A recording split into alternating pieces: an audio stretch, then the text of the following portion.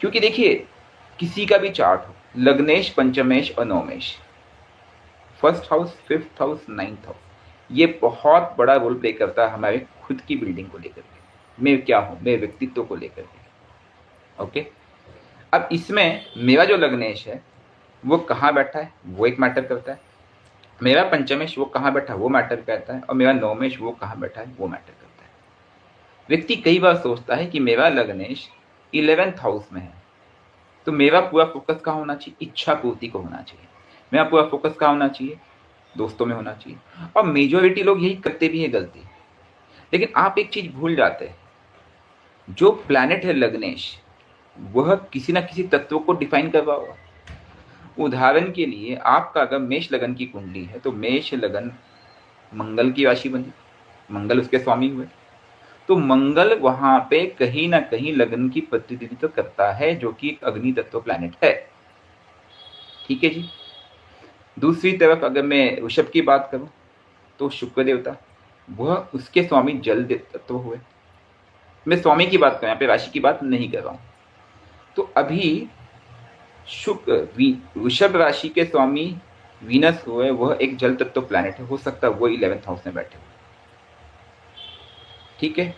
अब जब मैं सेंसेस की बात करूं तो मंगल जो है वो अग्नि तत्व प्लैनेट है, और यह कौन सा है, वृषभ राशि के जो स्वामी है वीनस, वह है जल तत्व प्लैनेट।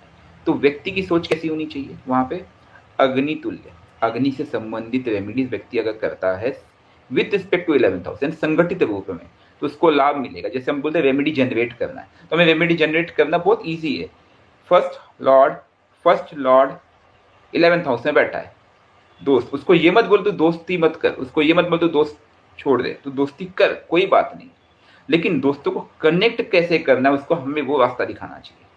फर्स्ट लॉर्ड मेष लगन की कुंडली, मेष का लॉर्ड कौन हुआ, मंगल हुआ। मंगल एक अग्नि तत्व प्लैनेट है, अग्नि तत्व से संबंधित क्या है, दृष्टि, अग्नि। उसको बोल तू बेटा कुछ मत कर, तू ऐसे दोस्त चूज कर जो तेरे साथ मेडिटेशन कर सके, जो तेरे साथ ध्यान कर सके। ऐसे दोस्त चूज कर जो तेरे साथ बैठे और हवन कर सके, दिया जला सके। बोल तू कुछ मत कर, तेरे साथ बिंदास क्रिकेट खेल, एंजॉय कर, घूम फिर सब कुछ कर, बस दोस्त के साथ एक पल करके के लिए मंदिर जा और वहां पे एक दिया जला दे। देखिए रेमेडी काम करेगी, इसके लिए भी करेगी, उसके लिए भी कर। हो सकता है कि उस बच्चे का जो उसके दोस्त है उनका जल तत्व है, पितृ, तो कहीं तो अग्नि तत्व समावेश होगा ही होगा ना। तो आप बोलते हो ना कि मेरा लग्नेश 11th हाउस में बैठा है लेकिन मुझे लाभ नहीं मिल रहा है, क्योंकि आपने उसके सेंस को नहीं छुआ, उसकी इंद्रियों को नहीं छुआ। क्योंकि मेरी जो प्रकृति है वो इन पंच तत्व से आधारित है। आप जब बोलते हो पंच महापुरुष योग, पंच महापुरुष योग कौन से 5 प्लैनेट बनाते हैं, शश योग शनि का, फिर उसके बाद आपको पता है चंद्र किसके साथ बन के योग बनाता है, जो कि जल तत्व प्लैनेट है, जुपिटर के साथ बन के योग बनाता है, मंगल का एक योग बनता है। ठीक है। इसके बाद बुध का एक योग बनता है, और एक किसका योग बनता है, वीनस का, मालव्य योग।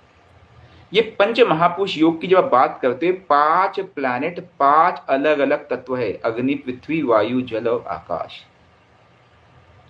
जैसे फिर से देख लीजिए, बुध पृथ्वी तत्व, मंगल अग्नि तत्व, उसके बाद आपका जुपिटर इज योर आकाश तत्व, फिर आपका शनि इज वायु तत्व, एंड वीनस इज जल तत्व। यानी कि ये योग क्या 5 तत्वों का है। जब व्यक्ति बोलता है मेरी कुंडली में पंच महापुरुष योग है, लेकिन वो मेरे चार्ट में एक्टिवेट नहीं हुआ, क्यों नहीं हुआ, वो इसलिए नहीं हुआ क्योंकि आपने उसके तत्व को नहीं पकड़ा। बहुत सिंपल है, आपने उसके तत्व को नहीं पकड़ा। जब तक आप उसके तत्व को नहीं पकड़ोगे रिजल्ट नहीं आएगा। इसके साथ साथ एक प्लैनेट जो वो पंचमहापुरुष योग नहीं भी जनरेट कर रहा है, कोई भी प्लैनेट हो सकता है कि मेरे चार्ट में सैटर्न राहु बैठा हुआ है फॉर एग्जांपल। अब सैटर्न इज संबंधित, सैटर्न का संबंध किस तत्व से है, वो है वायु तत्व से। और मैं अगर सेंसेस की बात करूं तो मैं कहता हूं टच, स्किन। अब वह व्यक्ति पहाड़ों पे है, ठंडी ठंडी वायु उसको स्पर्श कर रही है, यानी कि उसने उस सैटर्न को कनेक्ट करने का प्रयास किया। बहुत सिंपल है। दूसरी चीज, अब वह शनि मान लेते हैं कृतिका नक्षत्र में बैठा हुआ। अब थोड़ा सा इसमें नक्षत्रों के आयाम को भी टच कर लेते हैं। अब कृतिका नक्षत्र प्योरली क्या है? कृतिका नक्षत्र इज प्योरली अग्नि तत्व। उसके द्वितीय पद में बैठा हुआ है। द्वितीय पद क्या है? वह है पृथ्वी तत्व। यानी कि एक व्यक्ति के उस प्लैनेट पे, प्लैनेट का तत्व क्या कहता है? वो सीधा सीधा कहता है बॉस तुझे वायु से संबंधित या फिर टच के सेंस से कनेक्ट करना है। उसके बाद जो दूसरा पद है, वो दूसरा किससे कनेक्टेड? उसका कृतिका नक्षत्र, अग्नि। अग्नि मतलब मेडिटेशन। तीसरा क्या है? पृथ्वी, क्योंकि पद में चले गए अब हम, दूसरे पद में बैठा हुआ है, तो पृथ्वी तत्व। पृथ्वी तत्व क्या कहता है? वो सीधा सीधा कहता है कि तुझे कहीं ना कहीं सेंस, कौन सा स्मेल? नोज। पृथ्वी तत्व का संबंध नोज से, स्मेल से कनेक्ट करना। ये विचार मेरे मन में इसलिए भी आया कि किसी ने हमारे ग्रुप में एक चैनल पे मैसेज डाला, क्योंकि मैं मैसेज यूजुअली प्रयास करता हूँ पढ़ने का, अन्यथा मैं बिजी हूँ तो बात अलग है। तो एक बहुत सुंदर उन्होंने एक मैसेज डाला था कि यार सर रिक्वेस्ट करूँगा कि आप ना अलग अलग स्मेल को लेकर के, क्योंकि उनका वही फील्ड, उनका बिजनेस, अलग अलग स्मेल को लेकर के एक वीडियो बनाइए कि अलग अलग smell how it can be link to 9 different planets. मतलब बिल्कुल परफेक्ट सुझाव है। ठीक है, जैसे चंदन की स्मेल है, वो जुपिटर को लिंक करती है, तो डेफिनेटली वो भी एक एनर्जी जनरेट कर रही है, लेकिन वो कनेक्ट किसको कर रही है? वो केवल और केवल पृथ्वी तत्व को कनेक्ट कर रही है।